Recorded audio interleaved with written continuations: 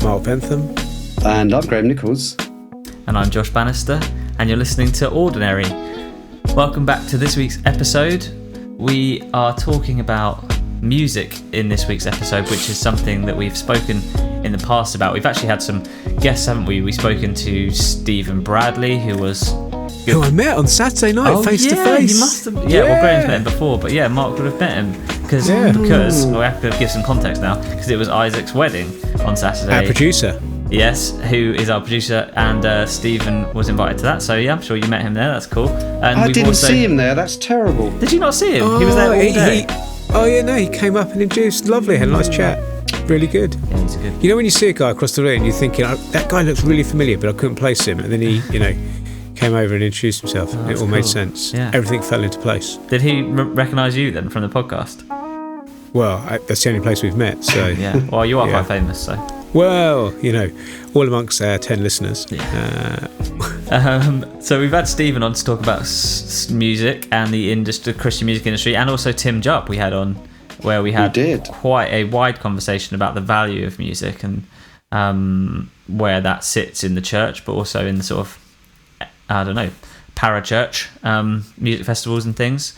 And so sort of in the context of having those discussions, we want to jump in this episode and talk about how and why we choose certain songs for church services. We're going to start there anyway, and we'll probably move on to talk a little bit about the Christian music scene and the commerciality that's linked to that later on in the podcast. But that's where we want to start, with church context, how and why we choose particular songs for church services. So let's start there.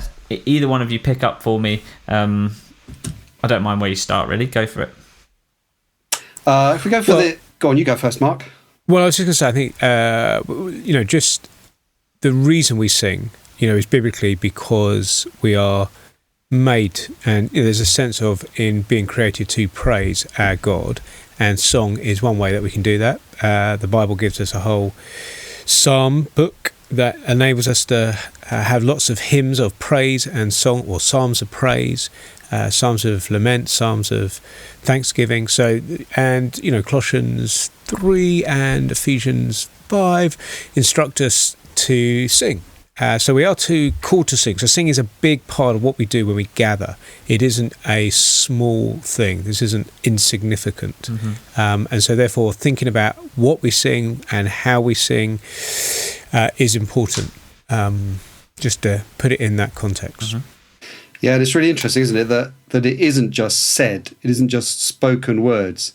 So, the God who made us obviously knows that there's something different in quality about singing, different in the experience about singing than it is about just saying things. So I think that's important. And we know that, don't we? Yeah. We feel the emotion when we sing. Yeah. Yeah, definitely. It stirs something. Yeah. I think to do with singing, I was just going to talk about the lyrics and then Mark talk about the music, being an ex-choir boy. Yes. Happily. Yeah. Let's talk about the notes and the beats. Yeah. But in terms of the lyrics, so just kind of honing in on why we choose, and we'll kind of recognise quite a range of possibilities, but in terms of what you could possibly choose. But I think when it comes to the lyrics, the words, there's a kind of an absolute baseline, which is you want to speak theological truth. So, you don't want to say there are 10 gods, or, that Jesus Christ was just a man, and rhyme that with something, So clearly you don't want to speak heresy. But I think it's more than a kind of baseline of let's not sing heresy. It's theologically rich, varied, tries to speak to both theological truths but also biblical emotions, whether it's exultant joy or questioning or struggling faith but firm faith or lament.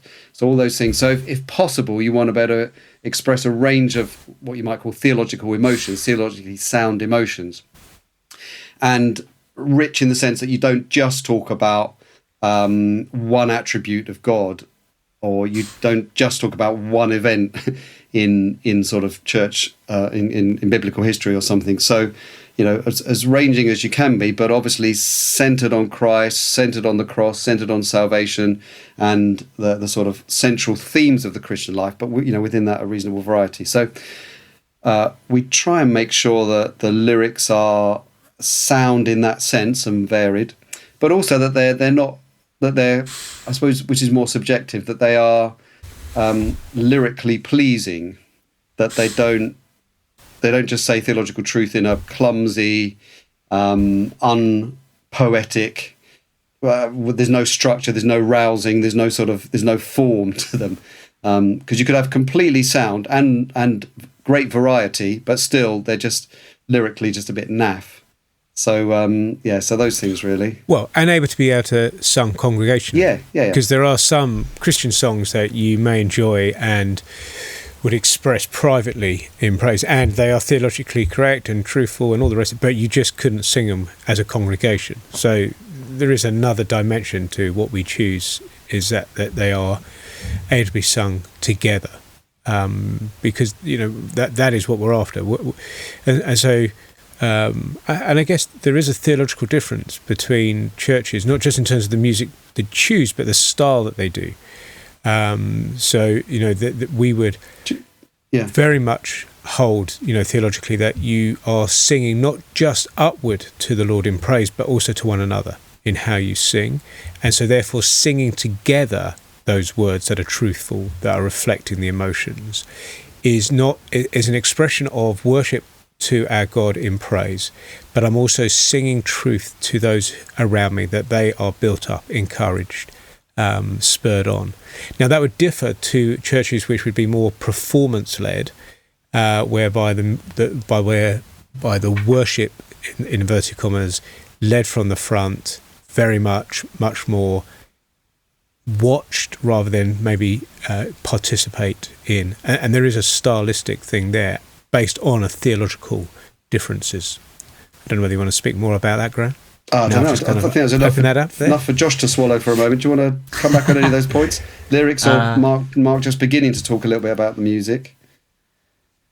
No, I don't have any particular comment on any of that. I'd like to, it'd be good to go on to talk about the music, I suppose, because one thing that would be interesting to talk about would be the style of the music, which is, of course, where things get a little bit subjective, because I think you can be a bit more objective about lyrical content and theological soundness than you can about, I like the sound of this song.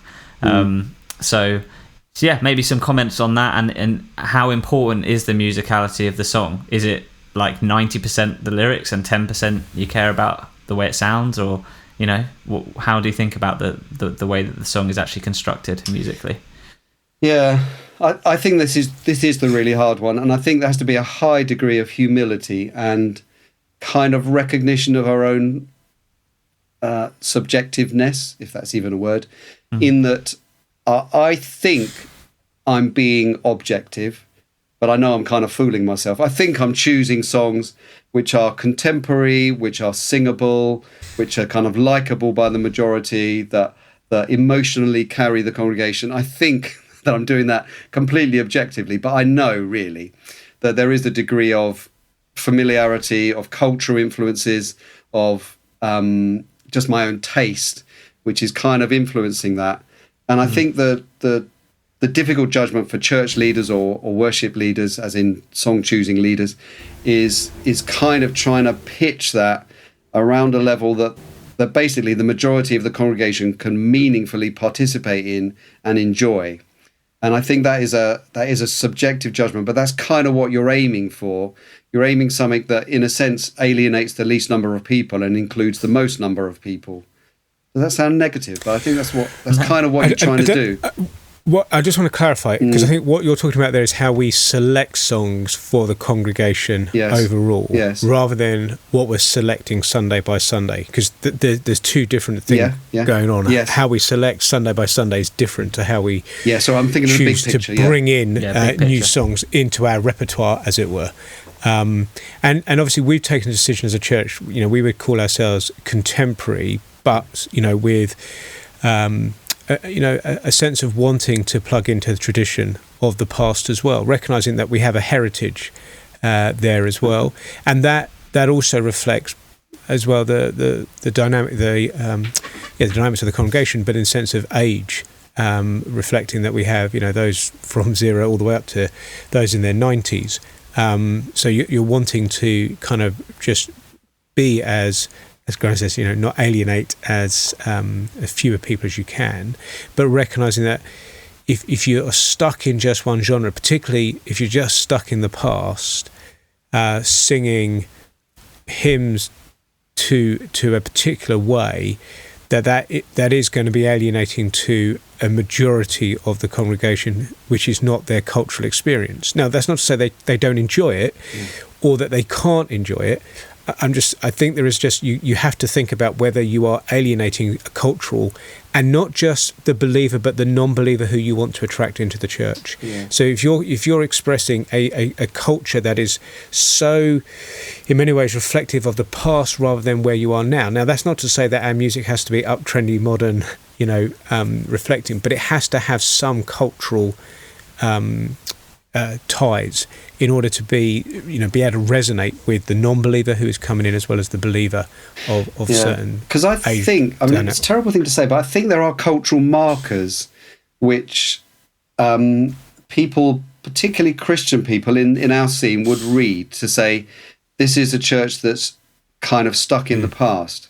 Now, that may be really unfair, because they may be contemporary in all other areas, but they're singing hymns with a sort of foot-pumped pipe organ, and that gives a cultural message that we are kind of stuck in last century, in the middle of last century or something, and so we're trying to judge that. And as I say, we're the age we are as well, so we've got our own. We're stuck wherever we're stuck to some degree, but I think we're trying all the time to think kind of what's the church in the UK generally singing. And finding helpful and sort of plugging into that, not blindly, because we're using all the judgments about the lyrics and the style and everything else, but to do that in a way that we're not stuck in our own little sort of cultural backwater. I mean, does that make sense to you, Josh, as a younger person? I know we've talked about it a bit before. Yeah. Makes sense. Makes sense for me. I feel like there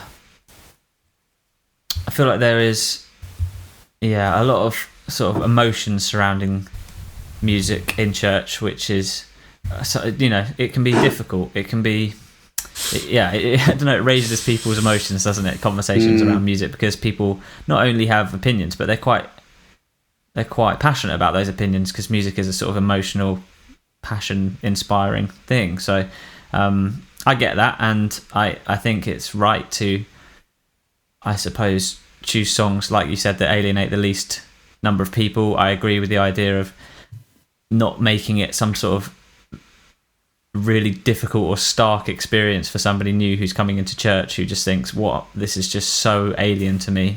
I just don't understand what's going on here. So I get that. I wonder about, when it comes to selecting songs, how you guys feel about any baggage that comes with that. So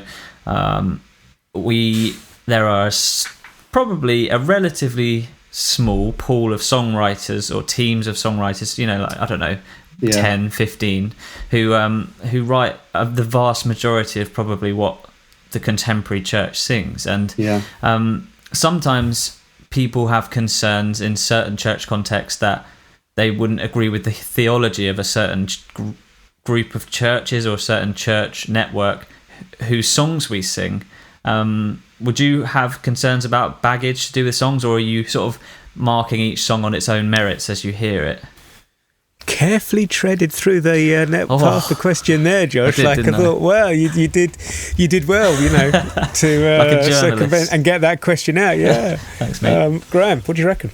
I reckon that we mostly choose songs on their merit, because probably if we went into the cultural baggage of a number of the not contemporary, traditional hymn writers, you would find things that might be a little bit stark. So in the average sort of ancient hymn book, not ancient, but 20 years ago, 30 years ago hymn book. If you delved into the theology of all those individual writers, some of them maybe a little bit sub-Christian, I reckon, just some of them. Okay. So there's that to think about, but also there's an extreme, which is if we actually know a group that's profoundly heretical, we're not going to sing one of those. Obviously, there's been some discussions around Hillsong, but that's been to do with particular practices of some individuals, which is different than saying the whole barrel of apples is rotten. Yeah. There may be some theological questions, but I think if you took the songs from Hillsong that we sing on the merit of the words they use, there's not kind of heresy in them, and the general output is not heretical, and actually very useful and helpful. But yeah. Did you want to add something, Mark? Sorry, I cut you off just now. Well, I mean, I'm conscious that I have dear friends who would disagree on this. Who would not sing songs from certain groups because of that. I guess partly as well we're conscious that just for our congregation, they're not necessarily aware of all those debates. Some will be, but the majority aren't. So if the songs aren't reflecting those truths, then it sits within the theology and our understanding of Scripture, then I think we're probably less concerned. If you became aware that actually this was becoming a stumbling block to the congregation because they were so aware of what the theology or a difference or a heresy behind a particular group, then I think we would probably stop singing those songs from those groups. Yeah, there's one particular grouping that are kind of verging on the kind of Gnostic, which we don't sing, and some churches may choose to do that, but we don't. So there is kind of one grouping that we tend to avoid, and it's not Hillsong, because we do sing some Hillsong. I think it's kind of a shame, but kind of inevitable that you've got some Hillsong, you've got Sovereign Grace. We still sing some Chris Tomlin, some Stuart Townend, occasionally some Graham Kendrick. But you're right, it's a pretty small pool. And the Gettys. Pretty small pool of songwriters. But maybe it's always been that way. Maybe when the Wesleys and Isaac Watts and John Newton were around, there weren't that many. Fanny Crosby. There was a limited number of hymn writers then, because I guess God only gives a small number of people at any one time who are that capable of writing something that's kind of universally kind of acceptable.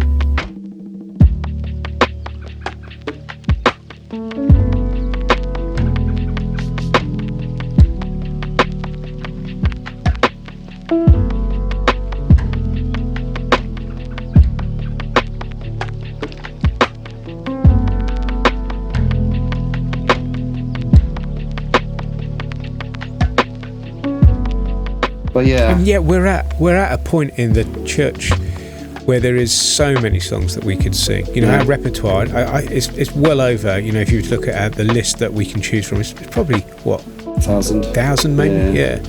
And you probably didn't have that in the 80s, even the 90s. It was just beginning. So you kind of the things have shifted dramatically in the last 20 years. There is wide choice. We have to be wise and careful. But we're also grateful. I don't think we probably don't sing any one song more than maybe 6-7 times a year. Now, considering we pretty much have 104 services a year, maybe drop that, 102. We don't have some, but when you're kind of near 100 services and you're able to choose that many songs where you're only having to repeat a song, maybe 6, max 7, that kind of range, and only would be going that way if it was a particular song that reflected a particular theme within a preaching series, that you may therefore use it a bit more.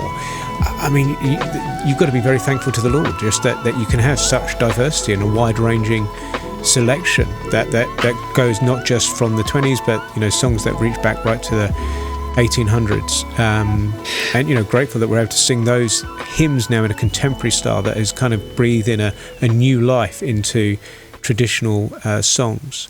I think what's harder is when someone in the congregation might ask me, why don't we sing more traditional hymns? And the answer is not sort of highly principled, is it? It's kind of, well, it is principled. What I mean is there is a degree of judgment in the answer. It's not a sort of, here's the theology, so that's why. It is a judgment, and I recognise that judgment, and that, you know, we could be wrong in the precise balance. My answer tends to be that there's and I don't know whether this is true kind of musically, Josh, or emotionally in your experience, but if you move through too many styles in one service, people just physiologically feel a bit confused. I don't know whether that's true, but I feel it when I'm sort of moving from a kind of rhythmic style song to completely different traditional sort of style. That feels a bit weird. But also, we've got quite a lot of new people, new Christians, or just new to the church. And if you were to sing the kind of modern repertoire plus all the traditional hymns, you would just it would be fine. You could sing them all once a year, but you'd never get familiarity. And familiarity is partly what makes the emotional experience good, because you're singing something where you're not having to think about, oh, how do these words fit in? How does this tune go up or down now? It's familiar enough that I can kind of enter into more the content and the emotion of what's being said, because I'm not having to learn it. So familiarity is important as well. So I don't know what you think, Josh, when you observe it. Sorry, Mark, because Mark just took a breath. No, I'm glad I don't have to field those questions, Graham, to be honest. I'm happy that that's your responsibility. I don't know. I feel like and this is completely my own, I'm just so aware that this is just a taste comment. Like, there are certain hymns that I think really can be rousing. I do think that the majority of a church like ours, in terms of the demographic, would find a sort of organ-led hymn with 4 or 5, 6 verses less accessible and rousing than they would a more contemporary Christian worship song. And that's just the way it is. And I think there is something, like you said at the beginning, of just servicing the people in the church, and part of that is, what are the demographics, who's in the church, and what do the majority get the most out of. But there is a balance, so that doesn't mean you throw out everything old, but I think that is true. And I think that's reflected in the ratios of the songs you choose. Go on, Mark. Well, I think firstly, I'm very thankful that lots of our older generation in our church are very gracious and bear with, even if what we sing is not their preferred taste, they would. But I think that I think part of this with the traditional is that it is because there was such a dearth of not songs being written over the past century that you kind of then were all harking back to the kind of the ones written in the 1800s. And the ones written in the 1800s were contemporary at the time. They were written for a period and for a style of music that reflected that period. That's right. So it's kind of, in one sense, you want to go back to tradition because some of those songs are just so well written, and that's why I really appreciate what you're saying. The way some of it's been contemporized, because I think what they're saying and the depth of their understanding theologically and how they express things. Amazing Grace, for example, is just such a rich song that you want to be able to express it modernly in a way that reflects that. But recognising the whole time that tradition is tradition, it's the past, it was contemporary then, it's not contemporary now, and the church is always moving. So holding that balance and loosely, which I'm going to have to speak to myself, in 20, 30 years' time when, the music has moved on, it may not be to my taste because, I'm not contemporary in that sense anymore. But I think that is part of, very grateful for the graciousness of our folks who reflect that. But we don't want to lose the tradition because we have a rich Christian heritage that you want to hold to. But thinking, how do we bring that in ways that allow the younger generations to connect with it musically? That's very well said, actually. I like that. I'm aware of time moving on, and I wanted to move us to a slightly different conversation, if that's okay, or just sort of segue into the commercial side of Christian songwriting. I think as a springboard, maybe it's worth just mentioning this article that 2 people sent me in the last 24 hours, actually, which is on churchleaders.com, which is not a website I was aware of before. I don't know if you guys were. But it's essentially an article about a tour that's featuring Chris Tomlin and the Hillsong United team. And there's just a bit of controversy going around in the Christian world about the idea of there being VIP experiences attached to this tour that are to do with early access to the venue, pre-show photo opportunities, on stage with the band, exclusive gifts, pre-show experiences with Chris Tomlin and Hillsong United, and someone particularly starting off this controversy with a tweet suggesting that they find this to be shameless commercialism, which isn't all about Jesus. Now, it's a complicated subject, probably, isn't it? And it's tricky. But what are your feelings on that particular story, or more widely to do with monetizing songwriting when it's in the Christian sphere? And I suppose you could widen that to books and other things, but I think, as Mark wisely said earlier to us privately, there's not a lot of money in that. And so it's probably not an issue. Whereas I think sometimes on the music side, where it goes big, it goes really big. And we've all seen those tours and those shows sold out in sort of stadium style venues, and there's money involved in that. So as you know, Josh, it's live performances where the money is more than people playing your songs. So you can understand that. I suppose the high level principle is the worker deserves his wages for artistic production as much as for preaching, as much as for some other, building a wall or whatever. So I think the principle is, I don't begrudge paying a fee to Spotify for using a song, or to the copyright organisation for singing a song. And I wouldn't begrudge paying some money to go and see certain artists. I guess where it makes us feel uncomfortable is where it seems to have turned wholesale into a performance, or wholesale into a commercial enterprise where the individuals are more the kind of stars. So I can really understand why that makes people feel uncomfortable. But I don't want to judge Chris Tomlin, who's basically produced some really good songs. Been really helpful to the church. He's a really good kind of Old Testament theme sort of songwriter, I think, Chris Tomlin. And maybe it sounds worse than it is in the sense. You're going to get a VIP ticket, you're going to get close to him, and you're going to chat about God, and it's going to be good. So I wouldn't want to completely judge it, but it just feels uncomfortable. And so I think it's that judgment of degree. Worker deserves his wages, but do we want to elevate these guys to superstars? That doesn't feel right. The Gettys make a lot of money, I'm sure, with all their stuff, but they seem to be pretty humble and grounded and trying really hard to keep the gospel and the Bible central.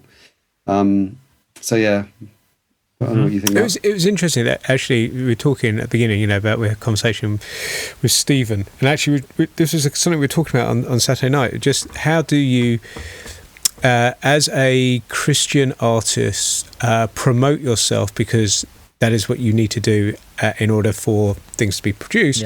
But at the same time, hold serious to the scriptures of humility. And there probably are ways. He was helpfully talking, about some of the ways that one can do that in ways that don't just that kind of help push, as it were, the music without kind of making it all about the individual. And I think it's like the struggle is always with all our hearts, isn't it? Is that the truth is that we all love to be the centre of it all, and it is really hard, I imagine, if you're in that and you have, that just stokes all of that kind of sense of. And I'm not saying they are, but it just must be a battle to stoke that pride and celebrity. So you can see why it is hard. But I mean, it's not just the music. I was at a conference in London a couple of years ago. An American organisation had come over, put on the conference, and in the break, they were giving you opportunities to meet with the kind of speakers with their books, to go and get your book signed, and literally they had them up on like little stages with like round tables and desks that you could go, and it just felt slightly awkward for us. If you go to UK led conferences, that just doesn't happen. Yeah. Like you the speakers are just kind of amongst you, or just doesn't happen. And it just felt awkward. It just felt a bit odd. Now I don't know whether that's our UK issue, or it just was, what is all that about? It kind of felt like you're at Disney World trying to get Mickey Mouse's autograph. That's how it kind of felt. And it just seemed a little bit odd. Now, I get why you want a signed copy of a book if this guy has really helped you. And there's something nice about that. But I think we have to guide our own hearts first and foremost, rather than, and are we helping these guys in that? And I think it is tricky, you want to appreciate these guys who have maybe helped you through a book or through a music. You want to, encourage them in what they have done. You want to value them, but how do you avoid kind of making them out to be, put them on a pedestal that actually isn't helpful, doesn't maybe ultimately glorify Christ? I don't know. I find it a really hard tension. And you can make money in books, but you have to be a really big seller. Yeah. I had an experience that was like, that this is reminding me of, that I didn't think about it in these terms at all at the time, but when King's Kaleidoscope are a band who've been really impactful for me, and in this sort of Christian music world, and they played at Big Church Day Out like, I don't know, 5 years ago or something, and I bought a t-shirt and queued up in this big long queue to do this sort of meet and greet with them and have them sign the t-shirt. And it's like, in a way, like, I did that because I wanted to meet them, not because they wanted me to meet them.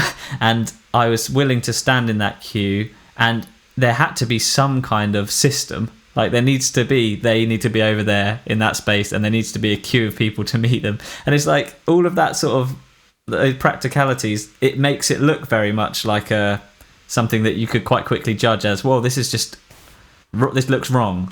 But it didn't feel wrong, and having met them and spoken to them, it didn't feel sort of slimy in any way. And so I don't know what that means. I'm with you, because we've all probably met guys who we look up to, like speakers we've heard on or books we've read, and we've met the guy and you've or lady, and you kind of actually, more often than not, they're very humble, gracious. They're just ordinary believers, getting on with life, and actually, there's a connection. It's just there's nothing to it. But I think as a reflex, the Chris Tomlin kind of thing that you led in with, as a reflex, it feels that it's just gone overboard. It's not just queuing up, for a table that feels a bit uncomfortable. Yes. It is a sort of monetizing of celebrity rather than a sort of monetizing of the concert itself. Mm-hmm. And I think I'd rather they charge a little bit more for the concert itself, if that's what they need to make it profitable for them. Yeah. Rather than monetizing the celebrity part. I think that's what's... Yeah. But I'll say again... that's a good distinction. I don't want to criticise an individual, because lots of people actually from all kinds of circles have been really criticising this particular VIP package on Christian radio stations and stuff that would be generally supportive of Christian music of a wide range. So it's been quite interesting, the sort of violent reaction in the UK to it. And I think that probably demonstrates that it probably did just tip the balance. But I imagine it's cultural as well, but it does feel worldly. I think that's the point as well. It just feels a bit more worldly than just kind of encouraging a guy whose book I've appreciated, and him saying thanks. There is a balance, isn't there? We want to encourage, but we don't want to become worldly. I think if you weren't singing, if I was at a theological conference or some other conference, which I'm never likely to be speaking at, but if I was at a conference, it would be reasonable if I was paid a fee. It would be reasonable if people paid to be at that conference. I think if I was charging them to have an audience with me just because of my celebrity, that would feel uncomfortable. If they were coming to an extra seminar, then by all means they might have to pay an extra 50 quid each or something, because it's an extra deliverable, as it were. It's not about my celebrity. Yeah. I think there's also massive difference US UK, isn't there? We've seen that with US speakers. Yeah.